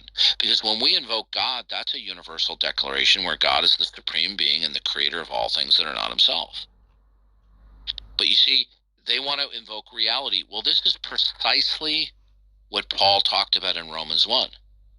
Ever since the beginning of the creation of the world, God's eternal powers have been clearly seen through what has been made, so that men are without excuse. Right? And it says that they did not acknowledge the Creator, they did not thank the Creator, and they turned and they worshipped the creation. So when an unbeliever refusing to acknowledge that God is, by virtue that he's revealed himself, and they say, well, reality is what institutes what any given electron is in a time index or in a time-space coordinate, say, this is just them. This is paganism all over again. That's worshiping the creation. Now, by what means do they institute and defend that all discrete particulars within the set of all real things, all of them collectively dictate what each individual particular is? How do they defend that? The answer is they don't. They can't. And then they say stupid crap like, the first law of thermodynamics, energy cannot be created or destroyed. And then you explain to them that the first law is not a stipulation of the eternality of matter and energy. And they don't care. Why? It's because we can reason with them till we're blue in the face, Turned into a glue but pot unless this morning. they are willing to repent of their would-be autonomy of reason, they're just going to make up crap as they go along, and that's what they do. Yeah, exactly. They're just using using the application because when I do it, I deal with worldviews and they're just using application. They're thinking, oh, we're talking about application. No, we're talking about how should I say? Where do you get it from? I'm sorry if I'm not articulating well, but it's how do you? Eric, don't worry about it. Practice, practice, practice. Study, study, study. Practice, practice, practice. Okay. Thank you. Yeah, this is what it is. It's not because we both have good cases to make and we're just not seeing eye to eye. It's because they have a prime directive. That's it. Yeah. Now, if they want to tell me that they're not operating off of this prime directive, excellent. I'd love to hear it. So I could start off by saying, oh, so it's your position that your reason is not autonomous and that your reason, being in cognition, derive and depend upon the autonomous mind of God. So you accept that now? Well, they'll say, well, no. Say, oh, okay. So your reason does exist and operate with independence from the autonomous mind of God, right? So they have to admit, unless they're pathological liars, that their position entails the autonomy of reason. Yeah. Right? Because the only would be that their mind and cognition derives and depend upon the autonomous mind and purposes and plan of God. So now, every time they speak, whatever comes out of their mouth is being emanated from their autonomous mind, that it is the mind of man is the final court of appeal as to what is, can be, and cannot be, without reference whatsoever to the mind of God and how he reveals it. Yeah, I like how Van Til would talk about was it transcendental method? I think transcendental method is not as we start with some facts, as we're just talking about how do you know like any fact, because like the subject and the object of knowledge, so you know something, but how do you know that? Yeah, that the autonomous reasoner will balk at any defeaters because he doesn't want to give up his autonomy of reason. Because then he would have to acknowledge that God is the autonomous reasoner. Yeah, they don't want that. They just want they hate God. Now, when you tell them that, they go, how can I hate something that I don't believe in? Well, it's really simple, because the word hate has a range of meaning, okay? It doesn't always mean that you have this emotional, visceral disgust, okay? You can just, hatred can be very simple, as that you choose one thing over another, okay? And they are choosing their own autonomy of reason over the autonomous reason of the mind of God. And they'll say, oh, well, it's not that. I just don't have evidence. Okay, good. What is your evidence for the not God world? Remember earlier when I was talking to the guy with the 2 master's degree? Yeah. As well, there's no evidence for the God world. I said, good. What's your empirical evidence for the not God world? And he goes, well, it's because there's no empirical evidence for the God world. That's an appeal to ignorance. The guy had a master's degree in philosophy. I don't even know what to say, Darth. I mean, the people you do, He claimed he has a master's degree in linguistics. And I made it very clear, you're making an appeal to ignorance. And did he admit it? No, he didn't. Why? It's because he is bound and determined to preserve his would-be autonomy of reason at all costs. Yeah, David Hume. I like how he like David Hume was talking like because the issue with when you rely on the autonomous mind of man is like it becomes what do you call it? It becomes well, it's subjective. So it's like it's like oh, it's like yeah, it's just that you can't know about this. You can't know about this. You can't know anything. Derek, it's worse than that. Okay. Because now the fact of the would-be autonomous mind is itself a brute fact. And if it's a brute fact, it's uninterpretable. It doesn't mean anything. There's no identifiable, defensible reason as to what or why it is. You couldn't even talk about I or me, because that is a referent to a collection of chronological states or experiences. So then the question is, what unifies the chronology of experiences? Is there some, at a grand worldview level, that imposes any amount of unity among the diversity of things in the chronology of time? Yeah, like particular experience, or like particular minds. How devastating it is for the unbeliever. It's because they have nothing identifiable and defensible that will instantiate, institute, and secure the actuality of any unity among the diversity of things, both chronologically and contemporarily. But you see, because they're made in the image of God, there are certain fundamental ways that we think that we cannot abandon. It's impossible for us to abandon certain ways of thinking. God designed us to recognize the unity that is among the diversity in the world, or the variety that's in the world. Right? You could say unity as in like, I would think about this, like experience, yeah. It's like particular experiences, so that's why there's a universal in the particulars, because what those experiences together at a worldview level, what actually institutes and secures the realness of the unity that is believed for all of the diversity of things, both chronologically and contemporarily? The answer is they have nothing identifiable. Their attitude is, well, the unity is just there. And to prove my point, when I spoke with Graham Oppie in an AMA, and he was trying to defend his atheistic naturalism, my response was basically, and I'm not going to quote myself verbatim, but how is naturalism coherent? How do you instantiate the unity among diversity of things? Okay? And Graham Oppie, who is a PhD in philosophy, he's a super smart guy. He's written a number of books. I'm reading one of his books right now. Okay? I personally like the guy, but his response to that question was, well, I see books on my shelf. That doesn't explain how unity is instantiated. You're just saying that the unity's just there.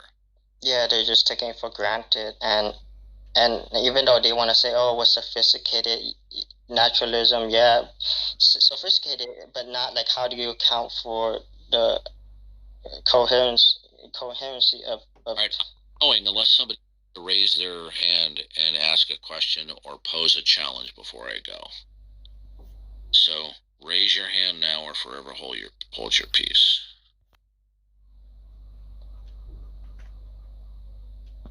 By the way, Holly, who's in the audience, I love your avatar because the two of you look so happy. You get some of these pictures where people look very unhappy, but it's nice to see an avatar where somebody looks happy. Okay, no hands raised? Okay, I'm shuffling off. Alright, take care. I'm gonna go. Okay, Robin. God bless you. Good to see you, man.